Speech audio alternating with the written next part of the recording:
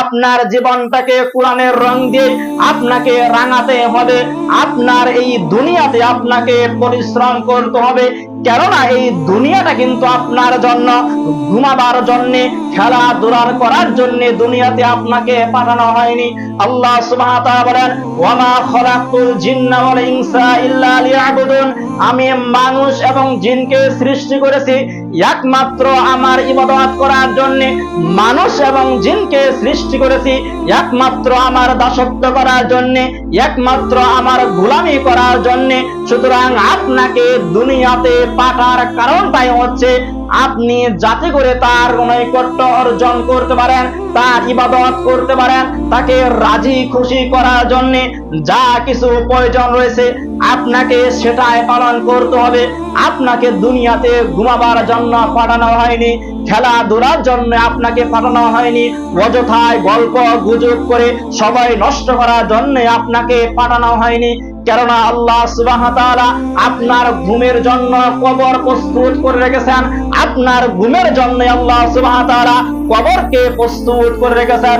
আপনার খেলাধুলার জন্য আল্লাহ সুবহানাহু ওয়া তাআলা জান্নাত প্রস্তুত করে রেখেছে। আর দুনিয়াতে আপনাকে পাঠানো হয়েছে কাজ করার জন্য, দুনিয়াতে পাঠানো হয়েছে পরিশ্রম করার জন্য।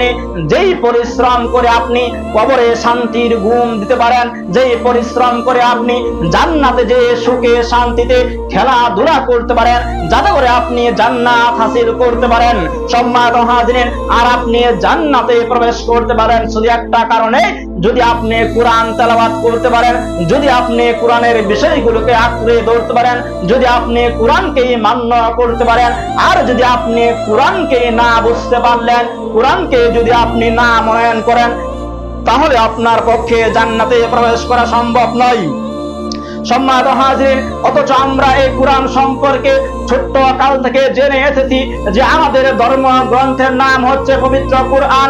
অথচ আপনি আমি কোরআন তেলাওয়াত করতে পারি না। সমাজের মাঝখানে 10 জন ব্যক্তির মাঝখানে 8 জন লোক রয়েছে যারা কোরআন পড়তে পারে না। সমাজের মাঝখানে 10 জন মানুষের মাঝখানে 9 জন মানুষ রয়েছে যারা সালাতের জন্য কি পড়তে হয় তা জানে না। সমাজের মাঝখানে 10 জন লোকের মাঝখানে 90% মানুষ রয়েছে যারা কিনা সহিহ শুদ্ধভাবে কোরআন তেলাওয়াত করতে পারে না। যেই কয়েকজন মানুষ রয়েছে সমাজের মাঝখানে কোরআন তেলাওয়াত করতে পারে, তাদের মাঝখানে অনেকে রয়েছে যারা সুন্দর করে তার তীরের সাথে তেলাওয়াত করতে পারে না। অথচ আল্লাহ সুবহানাহু ওয়া তাআলা পবিত্র কোরআনুল কারীমে বলে দিয়েছেন, আউযিদ আলাইহি রাত্তিলিল কুরআনা তারতীলা, তোমরা কোরআনকে তেলাওয়াত করবে তার তীরের সাথে, তোমরা কোরআনকে তেলাওয়াত করবে সুন্দর ধীরে সুস্থির ভাবে।